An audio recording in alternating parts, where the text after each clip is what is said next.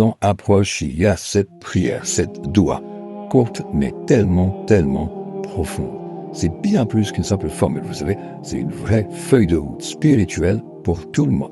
Allez, on va décortiquer ça ensemble. Voilà, tout part de là. Oh Allah, fais-nous atteindre le Ramadan. C'est simple, mais ça dit tout, non? Ça exprime un désir vraiment profond.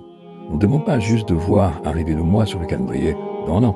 On demande la grâce de pouvoir le vivre pleinement, de vraiment saisir cette chance spirituelle qui se présente. Au fond, c'est une prière pour le cadeau d'air.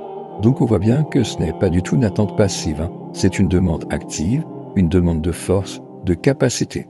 C'est un peu comme un sportif, imaginez. Avant une grande compétition, il ne reste pas les bras croisés à attendre le jour J. Il demande la force de s'entraîner et de tout donner. Et bien là, c'est pareil. C'est reconnaître qu'on a besoin d'une aide divine pour vivre ce mois comme il se doit. Et voilà, la demande complète. Regardez bien la progression, c'est super intéressant. D'abord, on demande d'attendre le mois. Logique. Ensuite, on demande de l'aide pour les actes clés. Le jeûne, la prière. Et pour finir, on espère que tout ça, ce sera accepté. C'est vraiment un parcours en 3 temps pour un engagement total. Bon alors, si on décortique un peu. Demander d'atteindre le Ramadan, c'est demander de vivre pour avoir cette chance. Demander de l'aide pour jeûner et prier, là, c'est un vrai acte d'humilité. C'est admettre que notre force, elle ne vient pas que de nous.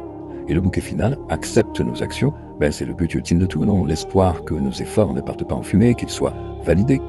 Ok, donc après avoir demandé la force pour l'action, la prière change de registre. Elle devient beaucoup plus intime, plus personnelle. On parle maintenant du désir de pardon, de miséricorde. On passe de ce qu'on fait à ce qu'on est à l'intérieur. Et là, attention, c'est une demande capitale. On ne demande pas juste « pardonne-moi ». Non. On demande de faire partie du groupe de ceux qui sont pardonnés. C'est énorme, ça. Ça a une dimension collective. Ça nous rappelle que la foi, ça se vit aussi ensemble, en partageant le même espoir. Et en filigrane, il y a cette peur, cette crainte terrible d'être mis de côté, d'être privé de cette miséricorde. Ce qui est vraiment fort, c'est ce contraste-là qu'on voit bien. D'un côté, les pardonnés, l'espoir, une relation renouvelée. Et de l'autre, les privés, l'angoisse de passer à côté, de rater une occasion en or. La prière, elle met vraiment le doigt dessus. Elle trace une ligne nette entre les deux.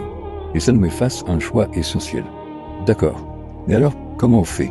Comment on choisit la bonne voie, celle du pardon? Comment on évite de se retrouver du mauvais côté? Eh bien, la prière, elle nous donne la clé. Et c'est là qu'on arrive au cœur du sujet. La purification intérieure. Juste 3 mots, et qui changent absolument tout. Purifie nos cœurs. En gros, ce que la prière nous dit, c'est que tout, absolument toute transformation, tout acte d'adoration, ça doit commencer par là. Par un grand nettoyage de printemps intérieur. C'est un peu comme préparer un jardin.